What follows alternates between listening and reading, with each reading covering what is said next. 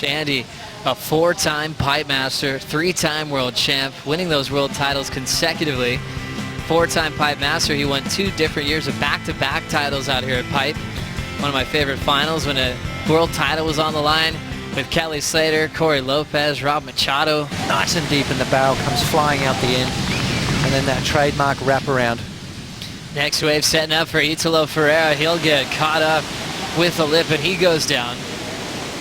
So the heat with Italo Ferreira. Michel Bourez just getting started. Italo finishing his 2nd year on tour. And Bourez has had so many standout moments when it comes to competing in Hawaii.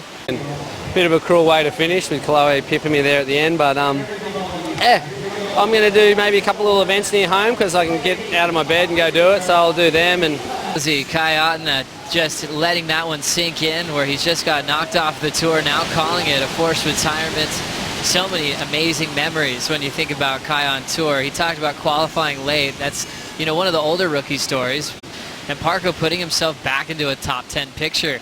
Last couple of years, he's found new motivation to compete, and he definitely wants to win an event before he officially retires full-time from the top 34. Michel Bourez pulls into a closeout quickly. What an amazing day yesterday. A lot of big wipeouts. Big alley-oop from John, also a big alley-oop from Kelly. This is Bourez in the heat, driving with a ton of speed. Finds an exit and barely makes it out. The Spartan knew that he had to put the pedal down to the floor and absolutely makes a gem of a wave. I think he's just dropped another solid score. So when their turn for priority comes, let's have a look. You can see him racing, finds that little exit and sneaks out. A little fist pump right there from Michel Bourez. And, well, he's going to put a lot of pressure on Italo Ferreira, that's for sure. Last score, Potts, a 6.83 for Bourez. Yeah, not surprised at all. That was a great tube rider. The judges love that when you're literally flying down the line as fast as you can go.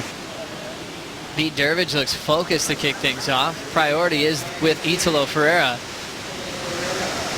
And that one's just going to shut down. Yeah, Italo's had a bit of a tough time here. Almost back in the top 10 in 2015. And now he's got a clear mindset, surpassing all goals in recovery. And it would be huge if he could get past John at his home break. This is Italo Ferreira now trying to fight back out of combo. Goes to turns. Snaps it vertically, then a carve. Another vertical hack down the line.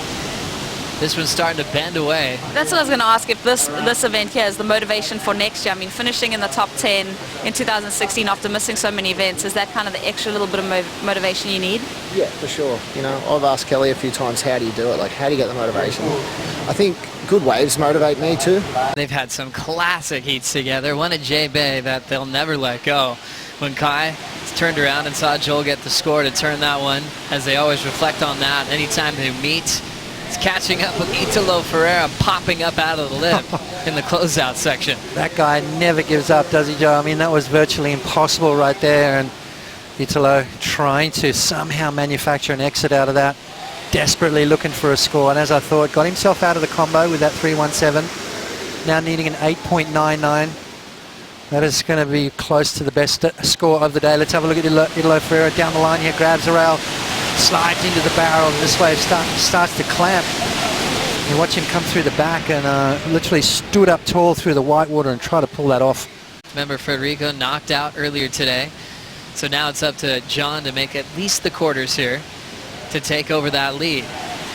Continuing on with this one, Ferreira going for a crazy rodeo flip spin and pulls this one off. He'll celebrate with acclaim to the fans on the beach. He's been trying to get creative in this matchup, and it doesn't get better than that, Potts. Yeah, well, you know what? The barrel is becoming a little bit more sort of less often, so to speak. So maneuvers, you know, maybe coming into play. It was an incredible move. We saw him try one on a couple of waves before. Let's have a look. He drives off the bottom, grabs the rail, spins around. I mean, that was crazy right there.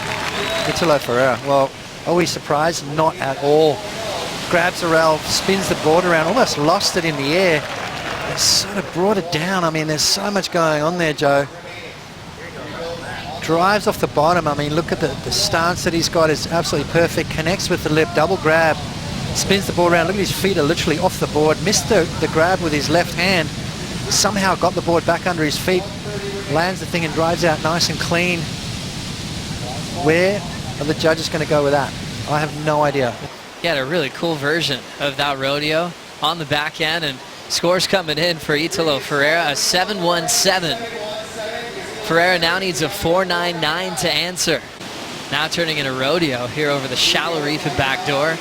Doesn't have priority with the clock winding away, so Bourez is going to close this one out. Slams on the brakes, doesn't need much out of this wave, and he's able to take out Italo Ferreira.